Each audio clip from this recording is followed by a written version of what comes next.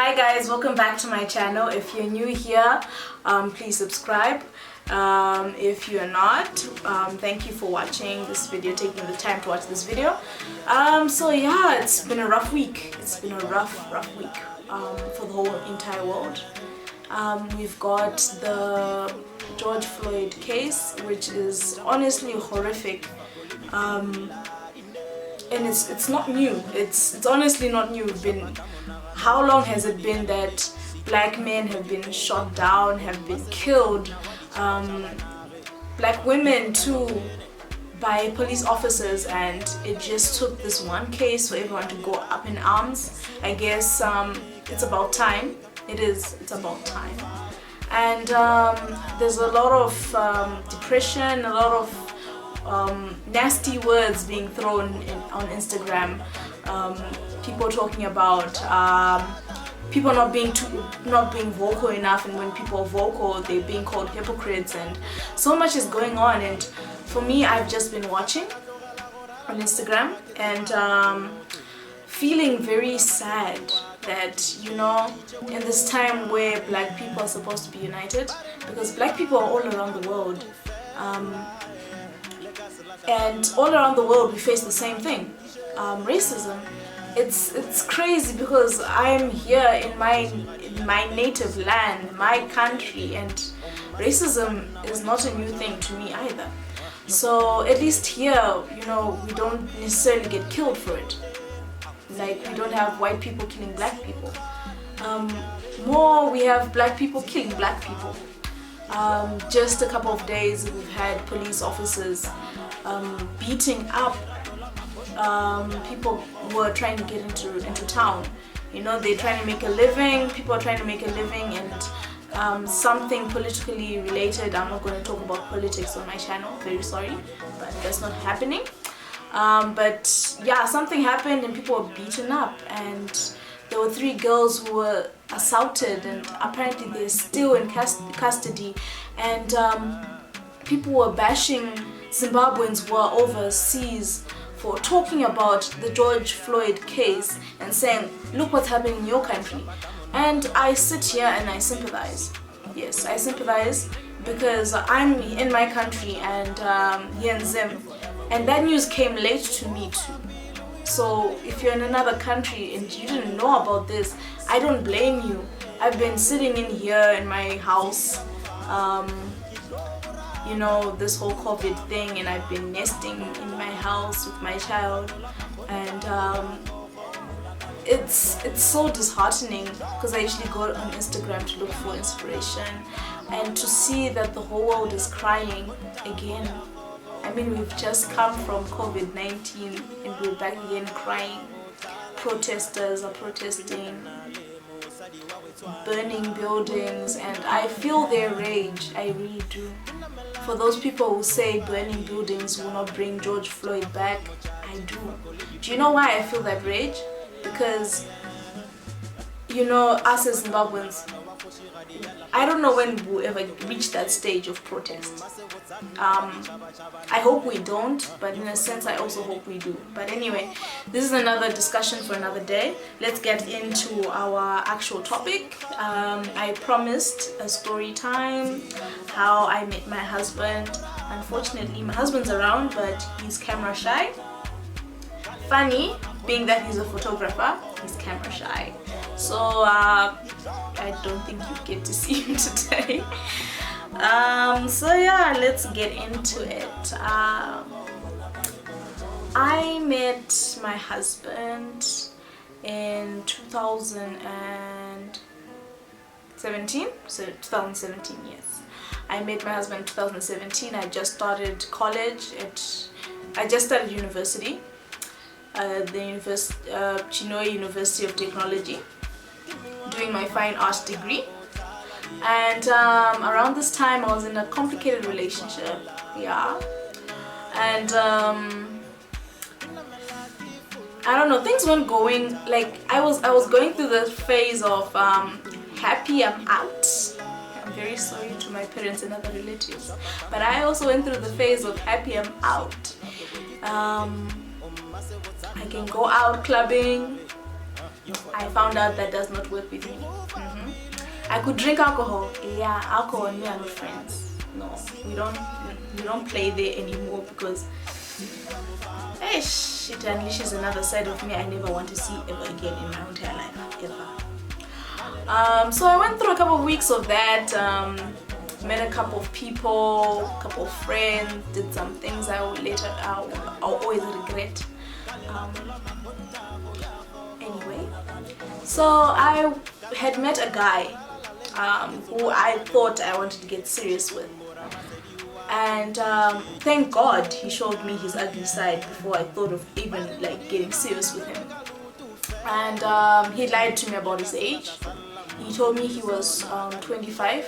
At that time I was 19. I was 19. No, I was 20. So 25 was a good age for me. Like I was like, 5 years. It's okay. He told me he doesn't smoke. Hey, chain smoker, che. So when I found out that he was actually 27 turning 28, I hit the brakes. I'm like, hey, nope. And I broke up with him. And then he came back to look for me at my boarding house where I used to stay, boarding house in Coldstream. And he came back drunk, actually threatening to beat me. Yes, threatening to beat me. And I was like, okay, that's fine. If you ever see me again near you, thank God.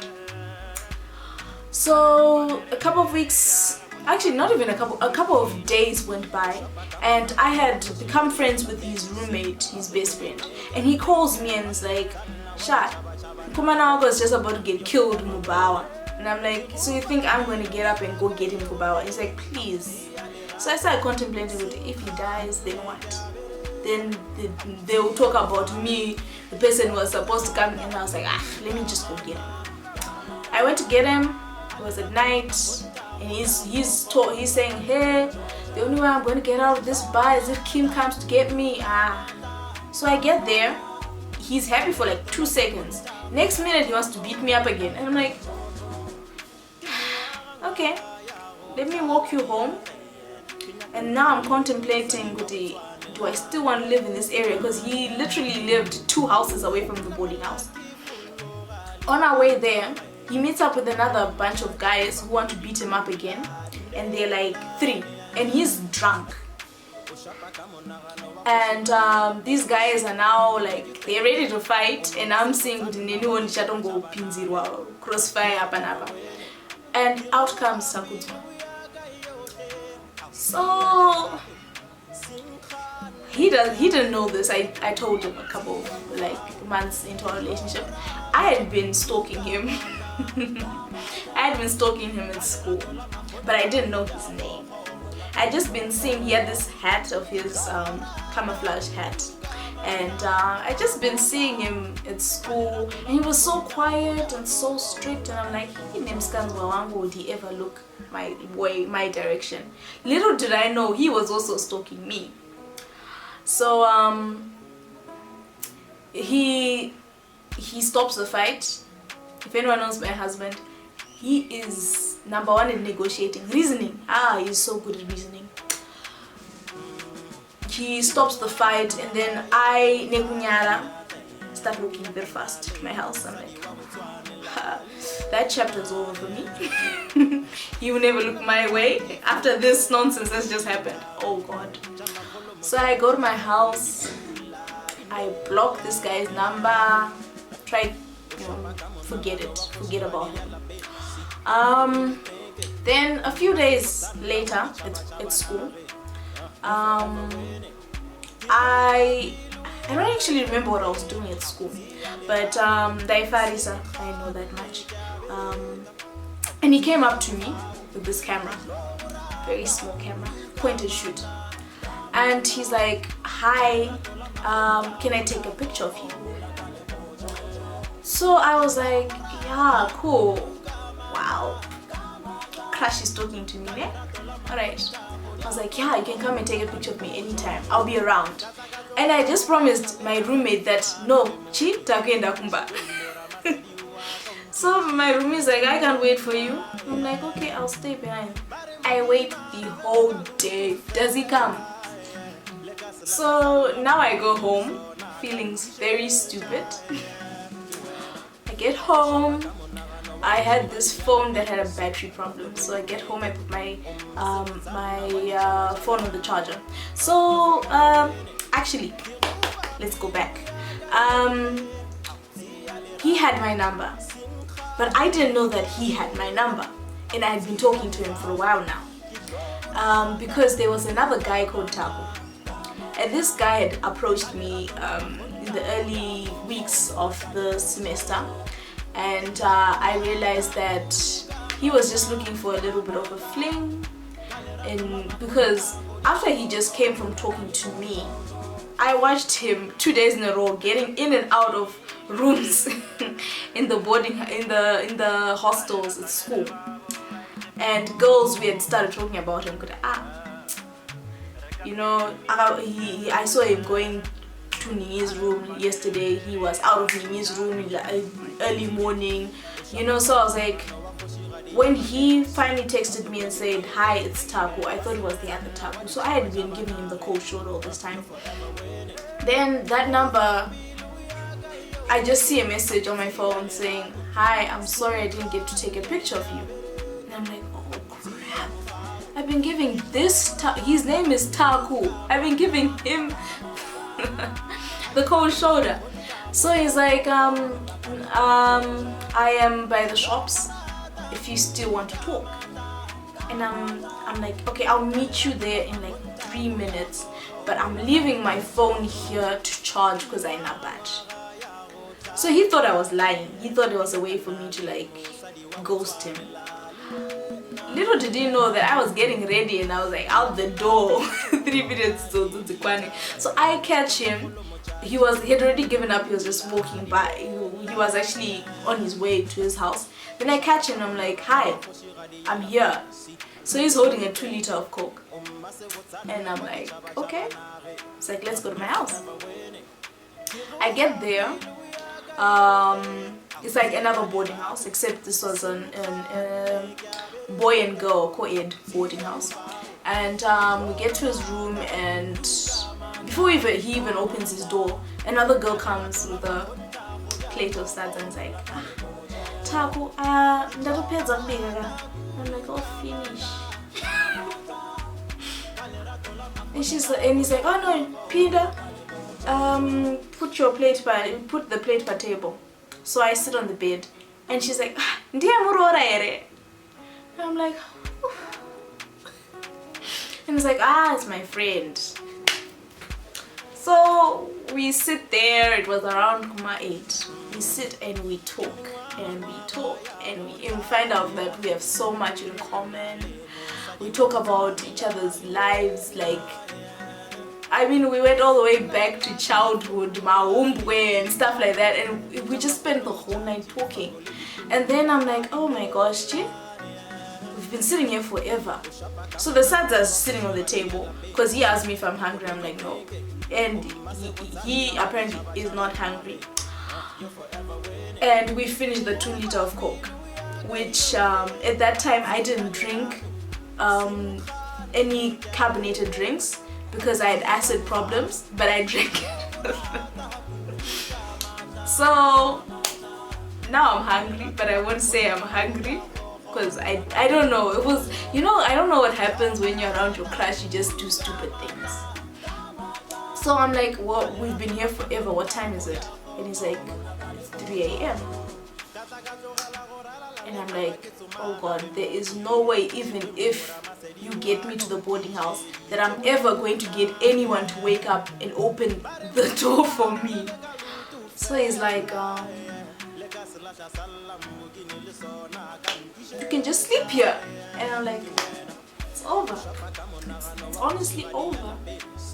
Because there's like the beds, you know, this boarding house, they give you these beds. Like, this is a single, like, it's not even, I can't even call it a single bed. This is like half a single bed.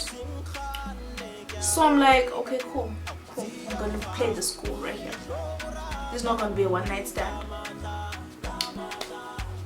So I was wearing a pair of very tight jeans with the belt very tight, and I had on my big hoodie, socks, shoes.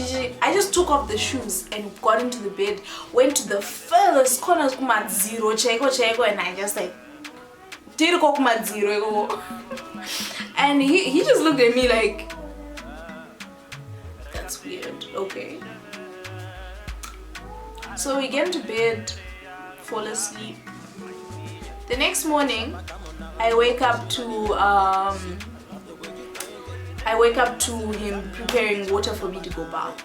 I'm like, oh, actually really sweet. So I go bath, I come back, he's prepared a plate of cereal for me. He's already ready. He's like, I'm going to school. What time do you have your lecture? I'm like, I have my lecture at 11. So he gets out, I stay behind, I change, I go back to my boarding house. People are giving me the evil eye, the stank eye, like, where have you been? I get in, I change, I go to school, and he literally passed me and ignored me at school. He just, like, we don't know each other, and I'm like, oh my god, Ndaziruza. I've died a million times between these 12 hours, literally. And my lectures go uneventful and stuff like that. And after, like, it was around 4, and Winnie, my best friend, had come to get me, and he drives by in a car and is like, where are you going? And I'm like, I'm going home. He's like, get in the car. And that was the beginning of it all. Like, since then we have been inseparable. Wherever he was, I was. It was just we started a photography company together. We started doing photography.